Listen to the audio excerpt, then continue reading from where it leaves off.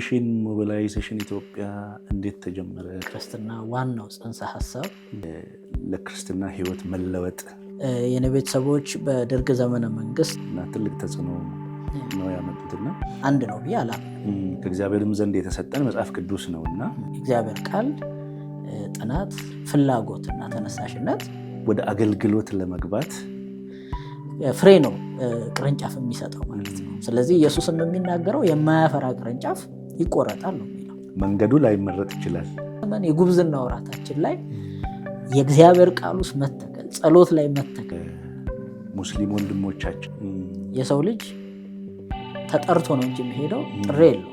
በየቀኑ የጸሎት ርዕስ ስትሰጥ አንድ ሰው ሲናገር ምን ይላል? ሚሽን ላይ የምናገለግል ሰዎች በተአምራት ባህር ነው የምንንሳፈፈው ይላል።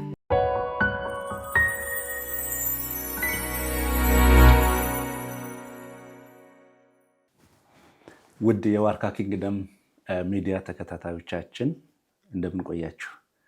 ይህ የዋርካ ኪንግደም ሚዲያ በየሳምንቱ አዳዲስ እንግዶችን እናቀርብላችኋለን። ዛሬም ደግሞ እንደተለመደው አዲስ እንግዳ ይዤላችሁ ቀርብ ያለው እሱ ራሱን ያስታውቃል። ወደሱ እመራችኋለሁ። እንኳን ደህና መጣ። እንኳን ደህና ቆየኸኝ። አማኑኤል እባላለሁ። አማኑኤል ገዛኸኝ። ሚሽን ሞቢላይዜሽን ኢትዮጵያ የሚባል የወንጌል ተልእኮ ላይ የሚሰራ አገልግሎት እመራለሁ። ይሄን ይመስላል። በጣም ደስ ብሎናል። ዛሬ በጣም ብዙ እናወራለን።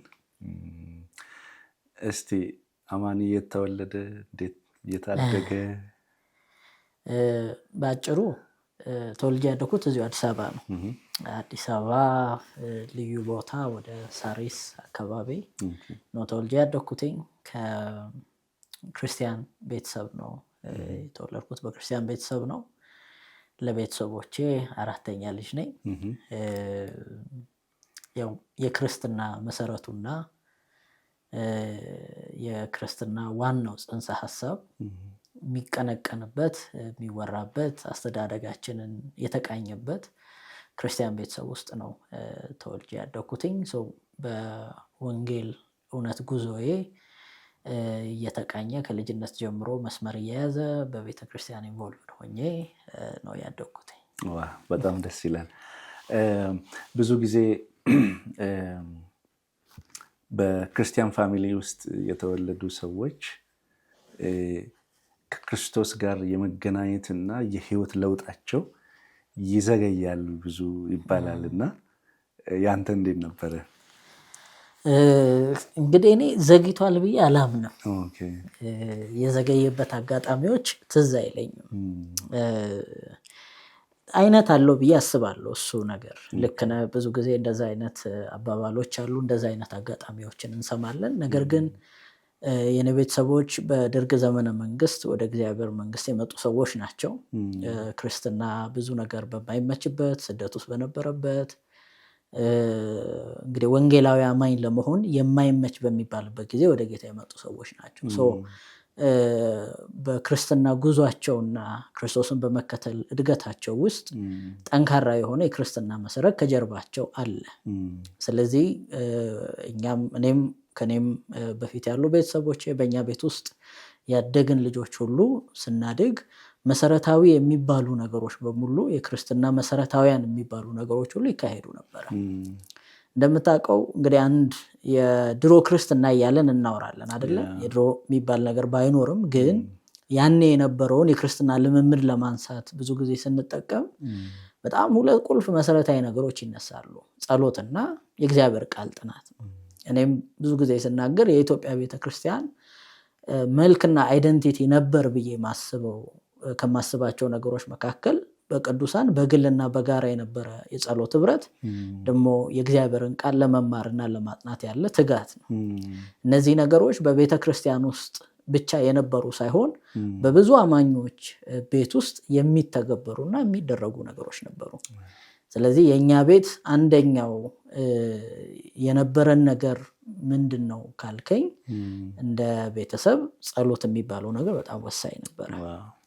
እና ደግሞ የቃል ጥናትና ቃል መከፋፈል ረጅም ጊዜ ማስታወሰው ዴሊ ማታ ማታ እኛ ቤት ውስጥ የዲቮሽናል ጊዜዎች ነበሩ። አትሰም ፖይንት አስታውሳለሁ ጠዋት ማለዳ 11 ተኩል እስከ ጠዋት 12 ተኩል ድረስ ዲቮሽናሎች ነበሩ። የቤት ህብረት፣ የሰፈር ህብረት ምናምን የሚባሉ ነገሮች በሙሉ የኛ ቤት ውስጥ ይካሄዱ ነበረ። ስለዚህ ይብዛም ይነስም በዚህ ጠንካራ ባህል ውስጥ ማደጌ እንዳልዘገይ እንዳደረገኝ ይሰማኛል ማለት ነው። አንድ ነገር ላንሳልህና እስቲ ወደ አሁን ቤተሰብ ውስጥ የነበሩ በጣም መልካም ባህሎች ለክርስትና ህይወት መለወጥ እና ትልቅ ተጽዕኖ ነው ያመጡትና ወደዛ እንመጣለን። ግን እስቲ ስለ ቤተሰብ እናንሳና በማይመች ጊዜ ነው ወደ ወንጌል የመጡትና ምን አይነት ዋጋ ከፍለዋል? እስቲ ስለነሱ ትነግረኝ። እንግዲህ የራሳቸው ቢናገሩ ብዙ ሊሉ እንደሚችሉ አስባለሁ። ግን በጣም ብዙ ዲቴሎችን አሁን ላይ ባላስታውስም ነገር ግን በወጣትነት ዘመናቸው ነው ወደ ጌታ የመጡት። አይ ቲንክ እንግዲህ የ60ዎቹ መጨረሻና 70ዎቹ መጀመሪያ አካባቢ የነበረው ያኔ የወንጌል እንቅስቃሴ በስደት ውስጥ እያለፈች የኢትዮጵያ ቤተክርስቲያን ግን ደግሞ ብዙ ሰዎች ወደ እግዚአብሔር መንግስት የሚጨመሩበት ጊዜ ላይ የዚያ አካል የነበሩ ናቸው። ሁለቱም የራሳቸው ባክግራውንድ አላቸው። እናቴም አባቴም በጣም ጥብቅ በሆነ የኦርቶዶክስ ቤተሰብ ውስጥ እና ደግሞ በዛ ልምምድ ውስጥ ነው። በተለይ በእናቴ በኩል የነበረው ነገር በጣም ጥብቅ የነበረ በቤተክርስቲያን ውስጥ ያደገች መዘምራን የነበረች ቤተክርስቲያን ውስጥ የእንትን ልጅ ናት የምትባል ነበረች እሷና እንግዲህ የወጣትነት የሚባለው ዘመኗ ላይ ነው እንግዲህ እግዚአብሔር ለራሱ የለያት ያገኛት። ይህ አጋጣሚ ያው አይደለም ያኔ አሁንም አጨብጭበው የሚቀበል ማህበረሰብ የለንም። ስለዚህ እንደ ቤተሰብም እንደነበረችበት ሰርክሏም እንደ ጓደኛ ግሩፕም ቤተሰብ ሁሉ ይሄንን የሚቀበልበት አይደለም። ከዛ ደግሞ በአጠቃላይ ስርዓቱ በራሱ ደግሞ ለወንጌል የሚመች ዘመን አልነበረም። ስለዚህ ትልቁ ነገር እንግዲህ የሚነሳው በተለይ በቤተክርስቲያን የነበሩ አባቶች እነዚህ ወደ ጌታ የሚመጡ የነበሩ ሰዎችን የሚይዙበት ልክ በቤተክርስቲያን ውስጥ የነበረው ፍቅርና የቅዱሳን ህብረት በጌታ ቤት ስር ሰዶ ለመቆየት ትልቅ አቅም እንደነበር አስታውሳለሁ። ስለዚህ የነበሩ ጫናዎችን የሚመጡ የነበሩ ነገሮችን በሙሉ አልፈው በጌታ ቤት ጸንተው ለመኖርና ለመቀጠል ለሷ ትልቅ ድርሻ ነበረ። በአባቴ ቤተሰብም በኩል ተመሳሳይ የነበሩ ሂደቶች ነው የነበሩት። ከዛ ባለፈ ደግሞ ሌሎችም ደግሞ ልምምዶች የነበሩበት ከባዕድ አምልኮ ጋር የተያዙ በጣም ብዙ አይነት ልምምዶች የነበሩበት አይነት የህይወት ስርዓት ነበር። ከዚያ ውስጥ መውጣትና የወንጌል እውነት ውስጥ መግባት ቀላል የሚባል ጉዞን አይደለም የሚጠይቀውና እንግዲህ እስከማውቀውና እስከማስታውሰው ድረስ ቤተክርስቲያን ቁልፍ ሚና ነበራት ብዬ አስታውሳለሁ። ለምን አንደኛ ቸርች በአደባባይ ብዙ እንቅስቃሴ በሚታወቅ ደረጃ የሚደረግበት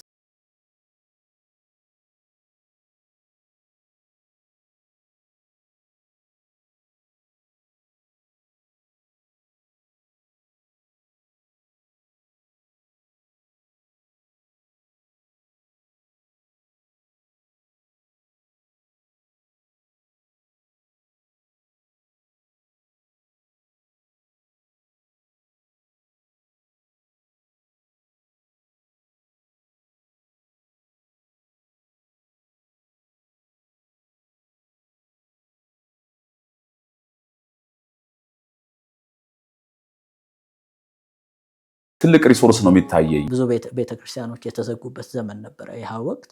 ስለዚህ በቤት ለቤት በሚደረጉና በትንንሽ ቡድኖች ውስጥ የነበሩ እንቅስቃሴዎች ናቸው በጣም ቁልፍ የነበሩት እና ጥቂት ቤተክርስቲያኖች ነበሩ ተከፍተው የነበሩት እና አብዛኛውም ሰው ህብረት የሚያደርግባቸው። ስለዚህ አባቶች የቤተክርስቲያን መሪዎች እና ከነሱ ቀድመው በዚህ ጉዞ ውስጥ የነበሩ ሰዎች ለማደጋቸው ወደ እግዚአብሔር መንግስት ከመምጣት በኋላ ለመጽናታቸው ትልቅ ሚና ነበረ የሚለውን አስታውሳለሁ። ዋው በጣም ደስ ይላል። ቅድም ወደ አነሳህልኝ ነገር ልምጣና እኛም በአገልግሎታችን ትልቁ ለአገልግሎታችን ሌሎችንም ለማድረስ የምንጠቀመው ትልቁ ከእግዚአብሔርም ዘንድ የተሰጠን መጽሐፍ ቅዱስ ነውና ይሄንን እናበረታታለን በጣምና ባንተም ህይወት ውስጥ ይሄ ነገር በጣም ትልቅ ተጽዕኖ አምጥቷል። አሁን ያለው ምልከታ ምን ይመስላል? ለምሳሌ የቤተሰብ ፕሮግራም፣ የመጽሐፍ ቅዱስ ጥናት ቤተክርስቲያን ውስጥ ይዘወተራል ወይ? ምን ምልከታ አለ? ከሌለህ ደግሞ ምንድነው ቤተክርስቲያን ማድረግ ያለባት? ያው ይሄ አንጻራዊ እንደሆነ እሱን ያው ከግምት ውስጥ ባስገባ መንገድ እንግዲህ ልምምዶች ቀጣይነት ሊኖራቸው ያስፈልጋል። ነገር ግን ከራሴም ህይወት ተሞክሮ ካደግንበትም የነበረው ስናድግ የነበረው የክርስትና መልክና አሁን ካለው ውስጥ አንድ ነው ብዬ አላምንም። በአንዳንድ በኩል የተሻልንበት ነገር አለ አሁን ላይ፣ በአንዳንድ በኩል ደግሞ ወደኋላ የሄድንበት የተመለስንበት ያፈገፈግንበት ነገር አለ። ከነዛ ነገሮች መካከል ብዬ ከማስበው ያው እግዚአብሔር ቃል ጥናት፣ በግል ያለ ጥናት፣ በግሩፕ ያለ ጥናት፣ ደግሞ በጉባኤ ደረጃ እንኳን የሚሰጡ ትምህርቶች ላይ ስልጠናዎች ላይ ያለን ፍላጎትና ተነሳሽነት የወረደ ነው። አንዳንድ ቦታዎች ላይ ጠንካራ ተሞክሮዎችን የምናይባቸው ስፍራዎች ይኖራሉ። ግን ኦቨርኦል እንደው በጥቅል ብንል ግን የቀነሰበት የኔ የግል መልከታዬ ነው፣ የቀነሰበትን ነገር እናያለን። በእነዚህ ነገሮች ግን አንተም እንዳልከው ሁሉ ነገር መሰረት ያስፈልገዋል። ያለ መሰረት ምንም ነገር ሊገነባ አይችልም።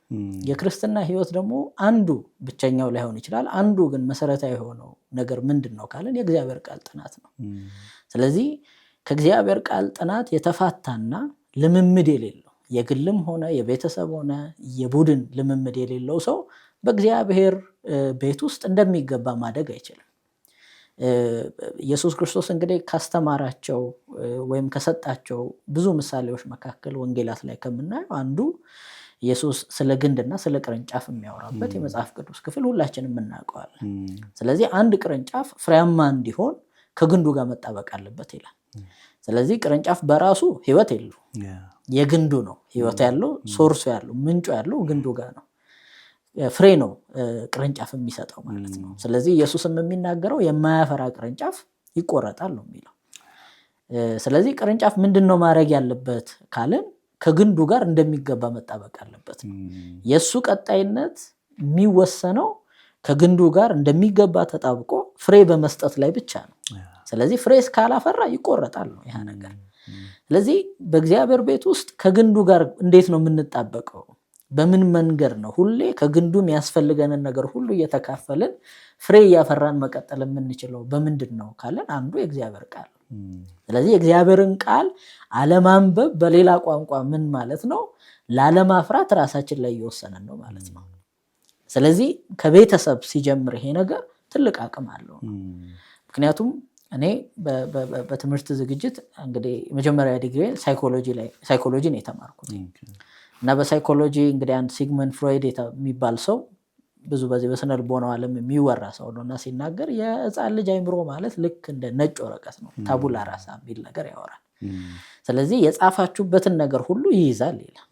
ስለዚህ ምንም ከዛ በፊት የማያውቀው ሳይሆን እኛ የሰጠነውን ነገር ነው የሚሸክመው ያ ነገር ማለት ነው። ስለዚህ ነገሮች ሁሉ ከመሰረት ወይም ደግሞ ከቤት ሲጀምር ምንድነው እየሆነ ያለው ስንል በዛ መንገድ መኖርና ማደግን አይቶ ካደገ አንድ ልጅ ነገ ላይ በህይወት አጋጣሚ መንገጫገጭ እንኳን ሊኖር ይችላል። ግን ደግሞ መነሻውና መጀመሪያው ትክክለኛ ስለነበረ ለመመለስ ግን አይቸገርም አንድ ሰው። ስለዚህ መጀመሪያ ላይ ቤት ውስጥ ልጆቻችንን በምናሳድግበት ወጣት ባለንበት ዘመን የጉብዝና ወራታችን ላይ የእግዚአብሔር ቃል ውስጥ መተከል፣ ጸሎት ላይ መተከል፣ መሰረታዊ ነገር ላይ መቆም ካልቻለ አደጋ ነው። ስለዚህ ሁሉ ነገር ወደ መነሻ ወደ ቤት ይወስደናል ማለት ነው። ለእኛም ለእኔም በግሌ እና ወደኋላ ሄጄ ሳይ ለዛኛው ዘመን ቤተክርስቲያኑ ስለነበረ ትውልድ ጸሎትና የቃል ጥናት የሚባለው ነገር በጣም ትልቅ እድለኛ የነበርንበት ዘመን ብዬ ማስበው አንዱ ነገር ይሄ ነው። በዚህ ዘመንም እንደገና ምንን እናንሳ ካልን ቤት ውስጥ የሚጀምሩትን መሰረታዊ የሆኑ የክርስትና የህይወት ልምምዶችን ወደ ቤት እንመልሳቸው ነው እነዛን ነገሮች ነው። እነዛን መመለስ ስንችል ነው ነገ በጉባኤ ደረጃ ያለውን ነገር እየተስተካከለ የሚመጣው። ዛሬ ቤተክርስቲያን ውስጥ የምናየው ቀውስ ቤተክርስቲያን ውስጥ አይደለም የጀመረው፣ አዳራሾቻችን ውስጥ አይደለም የጀመረው። ቀውሱ የጀመረው ቤት ውስጥ ነው። ስለዚህ በግሉ ቃል የማያነብ ሰው፣ በግሉ የማይጸልይ ሰው፣ ከዛ ደግሞ እንደ ቤተሰብ የማይጸልይና እንደ ቤተሰብ ቃል የማያነብ ሰው እሱ ነው ወደ ቤተክርስቲያን የሚመጣው። በግል የሌለውን ህብረት ነው በጋራ ስለ ህብረት እያወራን ያለ ነው ማለት ነው። ነገሩ የተበላሸው መነሻው ላይ ነው። መነሻው ላይ ካስተካከል ነው እዛ ጋር ምንድነው አለመስተካከል አይችልም ነው። ውድ ተመልካቾቻችን በጣም ጥሩ ቆይታ እያሳለፍን ነው እና እስከ መጨረሻው አብራችሁን እንድትቆዩ እየጋበዝኩኝ፣ አማንዬ በጣም ወጣት ነህ። በዚህ ዘመን ብዙ ሰዎች ይሄ ወደ አገልግሎት ለመግባት ይሄን መንገድ ብዙ ምርጫቸው አያደርጉም። ብዙ ዘመን ቤተክርስቲያን ውስጥ አገልግያለሁ፣ አሁንም እያገለገልኩ ነው ያለሁትና ብዙ ሰዎች ሲመርጡ መንገዱን ሲመርጡ ኢቭን እግዚአብሔር ጠርቷቸው እንኳን ወደዚህ መንገድ ለመግባት በጣም ያቅማማሉ። ያንተ ጥሪ እንዴት ጀመረ? እስቲ ለነዚህ ሰዎችም ትልቅ ትምህርት ይሆናቸዋል ብዬ አስባለሁ። ያው ጥሪ የሚጀምረው እንግዲህ ከባለቤቱ ነው። ባለቤቱ ደግሞ እግዚአብሔር ነው። የሰው ልጅ ተጠርቶ ነው እንጂ የሚሄደው ጥሪ የለውም። ስለዚህ እንግዲህ ሁሉም ሰው መዘንጋት የሌለበት ብዬ የማስበው ነገር ጥሪ ባለቤት አለው። ስለዚህ ስንጠራ ደግሞ ምላሽ መስጠት አለብን። የኔ የህይወት ጉዞ እንግዲህ ብዬ የማስበው ነገር ምንድን ነው? ያው መሰረታዊ የሆነውን ነገር በዚህ በቤተሰብ ውስጥ ኢቮልቭ እያደረገ ነው የመጣው። ነገር ግን ሃይስኩል ለኔ በጣም ቁልፍ ጊዜ ነበር። የሃይስኩል ፌሎሺፕ የሚባለው ጊዜ ማለት ነው። አብዛኞቹን ልምምዶች፣ አብዛኞቹን የህይወት ጥሪዎች፣ እንቅስቃሴዎች፣ እነዛን ነገሮች ሁሉ የሃይስኩል ህብረት ውስጥ ነው እያዳበርኳቸው የመጣሁት። ስለዚህ እኔ በመማርበት በነበረው ትምህርት ቤት ውስጥ የሃይስኩል ፌሎሺፕ ነበረን፣ የክርስቲያን ተማሪዎች። በጣም ቁጥራችን ብዙ አይደለም፣ ግን ደግሞ ለኛ ለማደግና መንፈሳዊ ልምምዶችን በህይወታችን ውስጥ በልዩነት ለመለማመድ ትክክለኛው ስፍራ ነበረን። ስለዚህ ሃይስኩል ፌሎሺፕን በጣም ትልቅ ቫልዩ የምሰጠው ወይም ቦታ የምሰጠው ስፍራ ነው አሁንም ቢሆን ማለት ነው። ቤተሰቦች እንግዲህ ሰበር እንዲሁ ዝም ብዬ ካወራሁት አንጻር አንድ ቤተሰብ በቅርቡ እያወራ ልጆቻቸውን እንዲህ ፌሎሺፕ ምናምን እንዲሉ አይፈልጉም እና የራሴን ታሪክ ነገርኳቸው እና ሃይስኩል ፌሎሺፕ እኔ የተሰራሁበት ነው። ዛሬም በዚህ ዘመንም በጣም ብዙ ትምህርት ቤቶች ላይ ሃይስኩል ፌሎሺፖች እንዳሉ አውቃለሁ። በዚህ ላይ የሚያገለግሉ ተቋማት እንዳሉ አውቃለሁ። ስለዚህ በራሳቸው አውድ የእግዚአብሔርን ቃል የሚያነቡበት፣ የሚጸልዩበት፣ ህብረት የሚያደርጉበት፣ የተለያዩ መንፈሳዊ ልምምዶች ውስጥ የሚገቡበት ስፍራ ነው እና ማንም ቤተሰብ ልጆቹን ለሃይስኩል ፌሎሺፕ ነው እንደውም ኢንካሬጅ ማድረግ ያለበት እንጂ እንትን መሆን የለበትም። በእኔ እንግዲህ ወደ ራሴ ስመለስ በዛ ህብረት ውስጥ እየቀጠልን ስንመጣ አንድ በጣም ልዩ የሆነ ፕራክቲስ ነበር፣ ወንጌል ስርጭት የሚባል ነገር ማለት ነው። ስለዚህ ጥሪው የሚጀምረው ብዬ ማስበው በልዩነት እዛ አካባቢ ነው ማለት ነው። ስለዚህ እኛ በየሳምንት በየወሩ እኛ የምንኖርበት አካባቢ ሳሪስ ጎተራ ድረስ እስከ ቄራ እየወጣን ወንጌል ስርጭት እንወጣ ነበር። እነዛ ነገሮች እና ወንጌል ስርጭት ደግሞ ምንድነው በልዩነት ይበልጥ አንድ ቀን ከሄድክ በኋላ ሁለተኛው ቀን እንድትሄድ ነው የሚያጓጓ። ስለዚህ ሰዎች ወንጌል ሲሰሙ፣ የሚድኑ ሰዎች ሲጨመሩ ምን ሲሉ ይህ ለኛ በጣም ልዩ ስሜት ነበረው። ስለዚህ ወንጌል የሚባለውን ሀሳብ እና ደግሞ በትውልዳችን መካከል ልዩነት ማምጣት፣ ተጽዕኖ ማምጣት የሚባሉ ነገሮች በሰፊው በልባችን ውስጥ እየከበደበት የመጣበት ጊዜ ነው ይህ ወቅት ማለት ነው። ስለዚህ ጭላንጭሉ ነገር ምን መምሰል እንዳለበት በእኔ ህይወት ውስጥ እግዚአብሔር በእኔ ህይወት ውስጥ ምንድነው ማድረግ የሚፈልገው፣ የኔም ደግሞ ዝንባሌ ወደ ምን እየሄደ ነው የሚለው ነገር እያደገ የመጣበት ጊዜ ነበረ።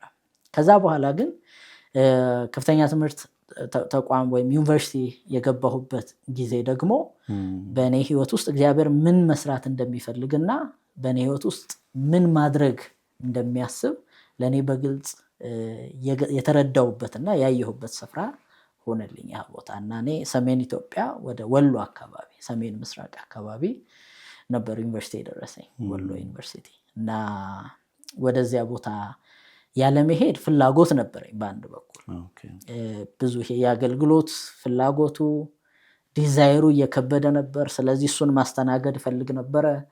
ስለዚህ ስነ መለኮት ተምሬ ከዛ በኋላ በዛ ጉዞ ውስጥ ወደ አገልግሎት የመምጣት ሐሳብ ነበር እኔ ጋር። ነገር ግን እግዚአብሔር የራሱ የሆነ ሐሳብ ነበረውና ወደ ዩኒቨርሲቲ ሄድኩኝ። እና የሄድኩበት ቦታ ደግሞ በተለይ የወንጌልን ስራ ክፍተት የወንጌልን ስራ በጣም ቻሌንጁንም ከዛ ደግሞ ኦፖርቹኒቲውንም የሚያሳይ ቦታ ነበረ። ተግዳሮትም እድልም ነበር እዛ ቦታ ላይ። እና ያው የሰሜን ምንስለው የክርስትና መልክ አለ፣ የወንጌላውያን አማኞች ክርስትና መልክ አለ። እና በጣም ብዙ ቸርቾች የሉም በቁጥር በጣም ይሄ ነው የሚባሉ እኔ እንግዲህ ያደኩበት የኖርኩበት አካባቢ ብቻ እኔ ከሄድኩበት ቦታ በላይ ቸርቾች አሉ። እዛ መንደራችን ብቻ ያሉት ቸርቾች ብዛት እዛ ከሄድኩበት ቦታ ይበልጣል የቸርቾቹ ቁጥር። የአማኞች ቁጥር እንዳለ እንደ ከተማ እንደ አካባቢ ተደምሮ እኛ አካባቢ ያሉ 2-3 ቸርቾች ብቻ ውስጥ ያለ አማኝ ቁጥርን ነው የሚወክለው እዛ አካባቢ ላይ ያለ ክርስትና በአደባባይ ወጥቶ መስበክ መናገር ቀላል ያልነበረበት። አሁን ላይ ብዙ ነገሮች እንደተቀየሩ አውቃለሁ፣ ግን ዩኒቨርሲቲ በነበርኩበት ጊዜ ሁሉ ነገር ቀላል አይደለም። ከነበርንበት ከተማ ደግሞ 10 15 20 30 ኪሎ ሜትር ወጣ ስንል ደግሞ ከነጭራሹ የክርስቶስ ስም ያልተጠራበት አካባቢዎች፣ ቤተክርስቲያን የሌሉበት፣ ወንጌል አንድ ጊዜ እንኳን ያልተሰበከባቸው አካባቢዎች ነበሩ እነዛ ቦታዎች ላይ። ስለዚህ እግዚአብሔር በእኔ ህይወት ውስጥ ምንድነው ማድረግ የሚፈልገው የሚለውን ነገር ወንጌል የሚለው ነገር በጣም እየጎላ ወደ እኔ ህይወት ውስጥ መጣ። ስለዚህ ያ ከልጅነት ጀምሮ ያቺ ትዘራ የነበረችው ዘር ዩኒቨርሲቲ ገብቼ ልክ ስጨርስ በህይወቴ ውስጥ በቃ ወደዚህ ጉዞ እንደምመጣ 100% እርግጠኛ ሆኜ ነው ከዩኒቨርሲቲ የወጣሁትና ዲግሪውንም ሰጥቼ ለቤተሰቦቼ ወደ ወንጌል አገልግሎት ነው የመጣሁት። ዋው ደስ ይላል። ይሄንን ታሪክ የምትሰሙ ወዳጆቻችን እግዚአብሔር ጠርቷችሁ መንታ መንገድ ላይ የቆማችሁ ሰዎች የጠራችሁ እግዚአብሔር ነው።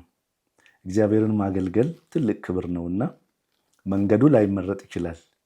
ጠሪው ግን ታማኝ ስለሆነ እናበረታታችኋለን።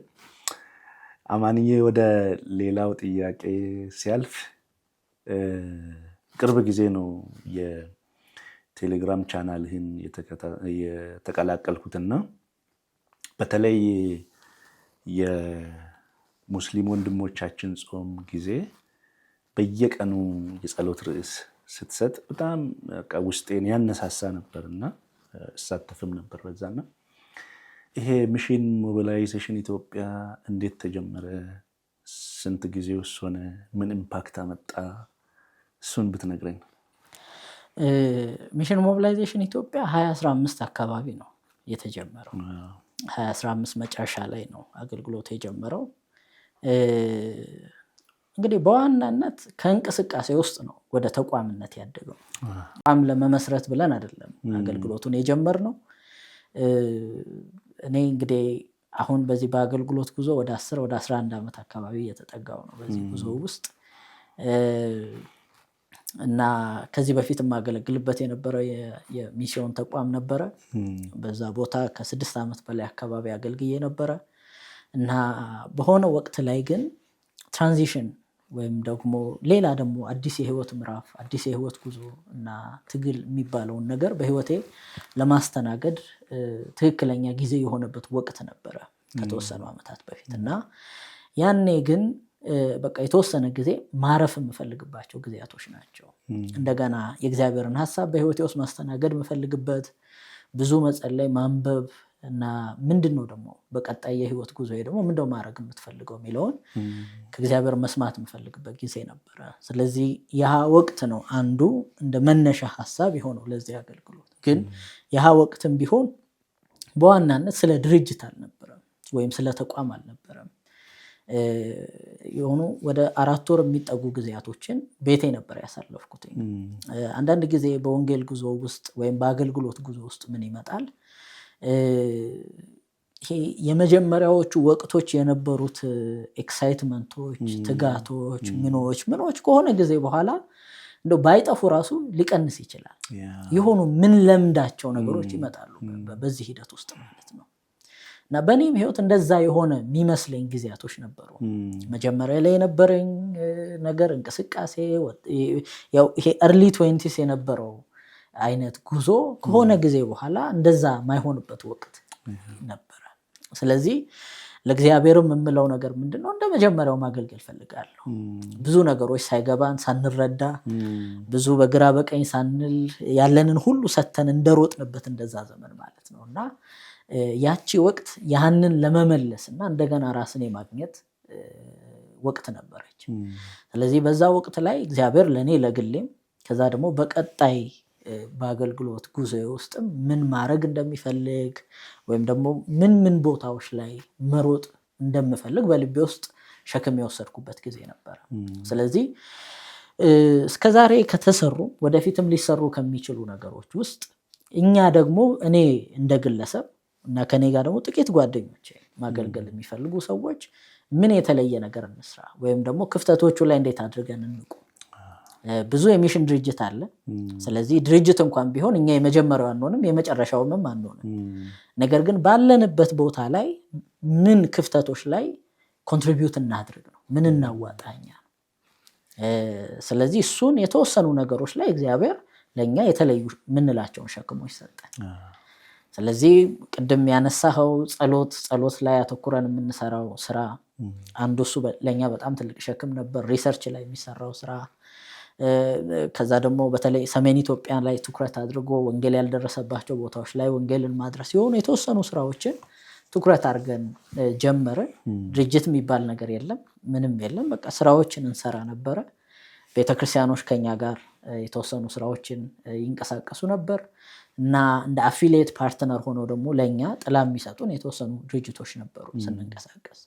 ስለዚህ ከጊዜያት በኋላ ነው በተለይ ከቤተክርስቲያኖች ጋር የምንሰራው ስራ መዋቅራዊ መስመር የያዘ ነገር መሆን ስለነበረበት ዲማንዱ ከፍ እያለ ሲመጣ ያኔም ብዙ ፍላጎት አልነበረንም። ግን ከኛ ጋር የነበሩ የሚያማክሩን የነበሩ ሰዎች፣ ሱፐርቫይዝ ያደረጉን የነበሩ ሰዎች ኦልሬዲ አገልግሎቱ እየተሰራ ነው፣ ሲስተም ዋይዝ ነው ያለውን ነገር እንትን እያደረግን የነበረው። ስለዚህ ከዛ መነሻ ውስጥ ነው ወደ መጨረሻ አካባቢ ራሱን ችሎ በተቋምነት ይጀመር የተባለው እንጂ ብዙ ስራዎችን ኦልሬዲ አስቀድመን እየሰራን ነበረ። ስራው አብሮት ነው የቀጠለው።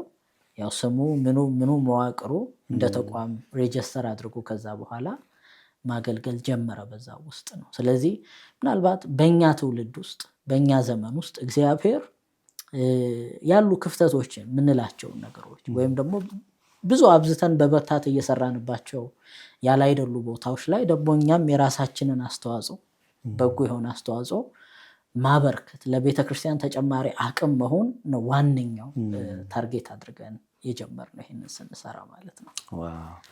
ተጽዕኖስ ምን ይመስላል? ተጽዕኖ ብዙ ነው።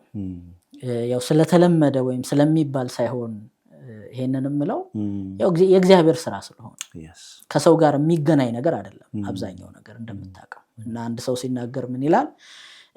ሚሽን ላይ የምናገለግል ሰዎች በተአምራት ባህር ነው የምንሳፈፈው ይላል። ለምን?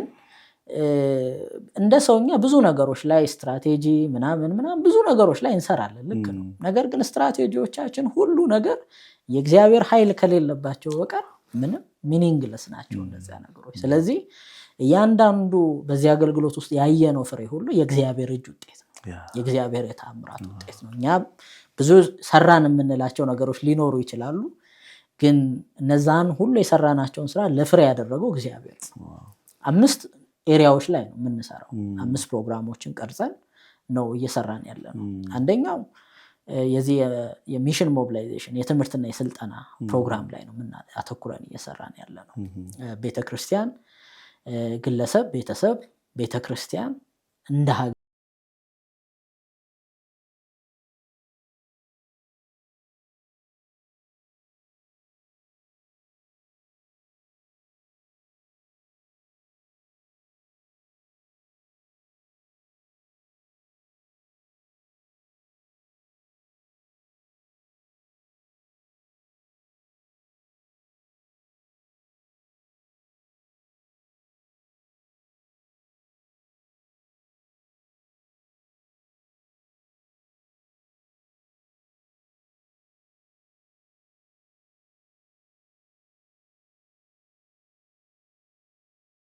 ሪሶርስ ነው የሚታየኝ። የወንጌል ተልእኮ ላይ ያለንን ንቃተ ህሊና እንደገና መመለስ አለብን። የወንጌል ተልእኮ የሁሉም አማኝ ድርሻ ነው። የምንሰለፍበት መንገድ ይለያያል እንጂ ሁሉም አማኝ ድርሻ አለው። ነገሩ ልክ እንደ እግር ኳስ ነው። 11 ተጫዋች አለ። 11ዱም እግር ኳስ ተጫዋች ነው። አንድ የሚያረጋቸው ነገር እሱ ነው። ግን 11ዱ የሚሰለፉበት ቦታ ግን ሁሉም በረኛ አይደለም። የሚያገባ አለ፣ የሚያጠቃ አለ፣ የሚከላከል አለ፣ ምንም የሚያረግ ነገር አለ። ስለዚህ የወንጌል ተልእኮ ስራም ልክ እንደዛ ነው። ሁላችንም ሰራተኛ ነን። ነገር ግን የምንሰለፍበት መንገድ ግን ይለያያል። ብዙ ሰው ይሄንን አያውቅም። ሁሉም ሰው የሚመስለው ከአንዳንድ ጓደኞቼ ጋር ብዙ ጊዜ እንከራከራለን። ሁሉ ሰው አደባባይ ወጥቶ ወንጌል መስበክ አለበት የሚል አመለካከት ያላቸው ሰዎች ይገጥሙኛል ብዙ ጊዜ። እኔ እሱ መጥፎ ነገር አይደለም። ቢችል ሁሉ ሰው ቢያደርገው ደስ ይለኛል። ነገር ግን ሁሉ ሰው አደባባይ ወጥቶ ወንጌል መስበክ አለበት ብዬ አላስብም። ማቴዎስ ወንጌል ምዕራፍ 28 ሁላችንም አደባባይ ስለመውጣት አይደለም እየተናገረ ያለው። ለአንዳንዶቻችን አደባባዩ ነው። ለአንዳንዶቻችን መስሪያ ቤታችን ነው። ለአንዳንዶቻችን ትምህርት ቤት ነው። ለአንዳንዶች ደግሞ መንደራችን። ስለዚህ ግን ሁላችንም ግን የተሰለፍንበት ዋነኛው ፐርፐዝ ግን አንድ ነው። ሁሉም ሰራተኛ ነው። ሁሉም የቤት ስራ አለው። ስለዚህ ትምህርትና ስልጠና የራሱ የሆነ ድርሻ አለው። አማኞችን በማስታጠቅ ቤተክርስቲያን መሪዎችን፣ አገልጋዮችን እንደገና ለወንጌል ተልእኮ በማዘጋጀት ቁልፍ ሚና አለው። ስለዚህ በትምህርትና በስልጠና ሰፊ ስራዎችን ባለፉት ጥቂት ዓመታት ሰርተናል። ወደ 13000 የሚጠጉ የቤተክርስቲያን መሪዎች፣ አገልጋዮች፣ ቅዱሳንን ወደ 13000 የሚጠጋ ሰዎች አሁን እስካለንበት ጊዜ ድረስ ለማስተማርና ለማሰልጠን ችለናል በዚያ ውስጥ። ስለዚህ እነዚህ ስራዎች ደግሞ ፍሬ አልባ አይደሉም። ብዙዎች ወደ ወንጌል ተልእኮ እንዲመጡ ምክንያት ሆኗል ይሄ ነገር። ቤተክርስቲያኖች ሚሽነሪ መላክም የጀመሩበት እንቅስቃሴ ውስጥ ገብተዋል። ወደ ሚሽን ፊልድ ሚስዮናዊ ሆነ ሄዱ ብዙ ሰዎችን አግኝተናል። ለሚሽን የሚሰጡ፣ ለሚሽን የሚጸልዩ፣ አካባቢያቸው ላይ ላሉ ሚሽነሪዎች ኬር የሚያደርጉ በጣም ብዙ ሰዎችን አግኝተናል። በዚህ ሂደት ውስጥ ብዙ ምስክርነቶችን እንሰማለን። ሌላው ጸሎት ላይ እንሰራለን። ጸሎት ፕሪሪኩዊዚት ነው፣ ወይም ደግሞ የሆነ ነገር እንድንሰራ ቅድሚያ መሆንና መደረግ ያለበት መቀጠል ያለበት ነገር እና እኔ ብዙ ጊዜ የምንላለው ያልተስማሙ ሰዎች ገጥመውኛል፣ ግን ጸሎት ምርጫ አይደለም እላለሁ። እና መጽሐፍ ቅዱስ ምርጫ አድርጎ አይደለም የሰጠን። በቃ በክርስቶስ ኢየሱስ ህይወት ውስጥ ምርጫ ሆኖ አላየ ነው። ስለዚህ በአማኞች ህይወት ውስጥ ምርጫ ሊሆን አይችልም። ስለዚህ ለመጀመሪያውን ቤተክርስቲያን ጸሎት ምርጫ ሆኖ አልቀረበም። እናም ታስታውስ ከሆነ ሐዋርያት ሥራ ምዕራፍ 1 ላይ ኢየሱስ ሊያርግ ባለበት ጊዜ ለቤተክርስቲያን የተሰጣት የመጀመሪያው የቤት ስራ ጸሎት ነው። ኃይልን እስከምትቀበሉ ድረስ በኢየሩሳሌም ቆዩ አላቸው። ስለዚህ ኃይልን ከተቀበላችሁ በኋላ ኢየሩሳሌም፣ ይሁዳ፣ ሰማርያ አላቸው። ስለዚህ ኃይልን እስከምትቀበሉ ማለት ኃይሉ የሚመጣው ቅዱሳን በአንድ ልብ ሆኖ የእግዚአብሔርን መንፈስ እያስተናገዱ ሲጠብቁት ነው የሚመጣው። ስለ ጸሎት ነው እያወራ ያለው፣ ስለ ሌላ ነገር አይደለም። ስለዚህ እነሱ የሚያደረጉት ከገሊላ ወደ ኢየሩሳሌም ሄዱ። ሰገነት፣ እዛ ቤት ሰገነት ላይ ወጥተው ወደ ጸሎት ነው የገቡት፣ የመጀመሪያው ነገር ማለት። ስለዚህ ኢየሱስም ምርጫ አድርጎ አይደለም፣ የእግዚአብሔር መንፈስ እንዲወርድ እንደውም በእነሱ ላይ ምን በሉ ነው የተባሉት? ጸልዩ፣ ጠብቁት ነው። በአንድ ልብ ሆኖ ሳለ ነው የሚለው ምዕራፍ 2 ላይ ሲናገር እንደሚነጥቅ አውሎ ነፋስ ታያቸው። በአንድ ልብ ሆነው ማለት ጸጥ ብለው አይደለም ነው። ይሄ ምንድነው? አንድነት ባለው መንፈስና መቀባበል ውስጥ የእግዚአብሔርን መንፈስ እያስተናገዱ ነበር፣ እየጸለዩ ነበር፣ እየዘመሩ ነበር። ያህ ኢንቫይሮንመንት ነው ለእግዚአብሔር መንፈስ ለመውረድ ኮንዱሲቭ ኢንቫይሮንመንት እንደሌለ የሚመች ሁኔታ መፍጠር ነበረባቸው እነዚህ ሰዎች እና ጸሎት ልክ እንደዛው ነው። የኢትዮጵያ የወንጌል ታሪክ እንደገና እንዲቀየር እንደገና አቅም እንዲያገኝ አሁን ይሄ በጣም ወርቃማ ዘመን ላይ ነው ያለነው። ስለዚህ በዚህ ዘመን ትውልድ ለወንጌል ተልእኮ ምላሽ እንዲሰጥ ሚሽነሪዎች እንዲላኩ ወደ አልተደረሱት መሄድ እንድንችል ምንድነው ማድረግ ያለብን ከተባለ መጸለይ ነው ያለብን። ስለዚህ ማንጸለይ ከሆነ አሁንም ቢሆን ሶሪ ቱ ሴይ ዚስ አይመጣም ነገር ነው። ምክንያቱም አሁንም ደግሜ የምለው ሚሽን is not about resource ስለ ገንዘብ አይደለም ወይም ደግሞ ስለ ስትራቴጂዎቻችን አይደለም ስለ እግዚአብሔር ኃይል ነው። ማለት ስትራቴጂ በጣም ወሳኝ ነገር ነው፣ አስፈላጊ ነው። ሪሶርስ በጣም አስፈላጊ ነው፣ አቅም አስፈላጊ ነው። ነገር ግን ከዚያ ሁሉ በላይ መጽሐፍ ቅዱስ እንደሚል ውጊያችን ከስጋና ከደም ጋር አይደለም ይላል። የሰዎችን ልብና አእምሮ ያሳወረ የዚህ ዓለም ገዢ ያለ ይላል። ስፒሪቹዋል ዋርፌር። ስለዚህ የሰው ልጆች በጣም ብዙ ስትራቴጂ ይዘንላቸው ስለሄድን እጃቸውን አንስተው ወንጌል አይቀበሉ።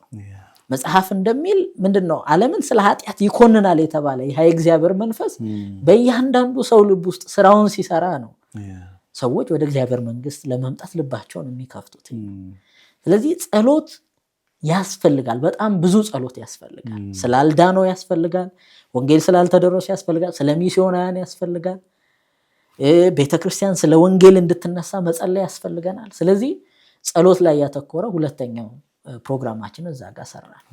ስለዚህ በቃ በኢትዮጵያ ውስጥና ከኢትዮጵያ ውጭ በዓለም ዙሪያ በወንጌል ላልተደረሱ ለሚባሉት የህዝብ ክፍሎች በየሳምንቱ በሶሻል ሚዲያ ከዛ ደግሞ ከሆነ ዓመት በኋላ በየሁለት ወሩ በአካል የአንድ ሙሉ ቀን የጸሎት ፕሮግራም ጀመርን እዛ ፕሮግራም ላይ። ያን ፕሮግራም ከጀመርን በኋላ በጣም ብዙ አስደናቂ ነገሮችን ማየት ጀመርን። ብዙ ሰዎች እንደዛ እንደሚደረግ ራሱ አያውቁም ነበር። ወይም ደግሞ ለወንጌል ላልገባበት አንድ የህዝብ ክፍል ተሰብስበን መጸለይ የሚባል ነገር በግልም ሆነ በቡድን ያልተለመደ ልምምድ ነበር። ስለዚህ ብዙ ሰዎች እኛ ጋር ጆይን እያደረጉ በአንድም በሌላም ሲጸልዩ የመጀመሪያ የሚሉት ነበር እኔ በህይወቴ እንደዚህ አይነት ነገር እንዳለ ራሱ አላውቅም ነበር ይላሉ ብዙ ሰዎች። ስለዚህ ነገር ግን መጽሐፍ ቅዱስን ጠልቀን ስናነብ ለካ ከብሉይ ኪዳን አንስቶ እስከ አዲስ ኪዳን ድረስ አንድ ከሚያስተምረን ነገሮች መካከል ምንድነው? ጸልዩ ነው። ዳዊት በደንብ አድርጎ የሚነግረን ምንድነው? ለምነኝ አሕዛብን ለርስት የምድርን ዳርቻ ለግዛት እሰጣለሁ ነው።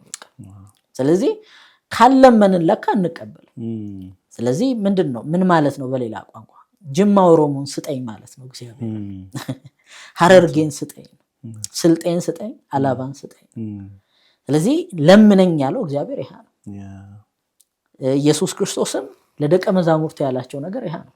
ማቴዎስ 9 ላይ ሲናገር መከሩ ምንድነው? እንደጠፉ በጎች ተቅበዝብዘው ባያቸው ጊዜ አዘነላቸው ይላል አይደል? ደቀ መዛሙርቱን ምን አላቸው? የመከሩ ጌታ ለመከሩ ሰራተኞችን እንዲልክ ለምኑት አላቸው። መከሩ ጌታ አለው፣ ባለቤት አለው።